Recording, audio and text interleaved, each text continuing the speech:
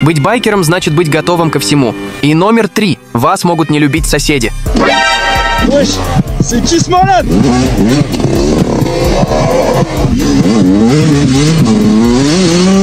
Или номер 2. Ваш мотоцикл может сломаться.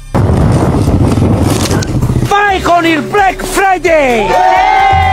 А номер 1. Байкеры очень неожиданно находят друзей.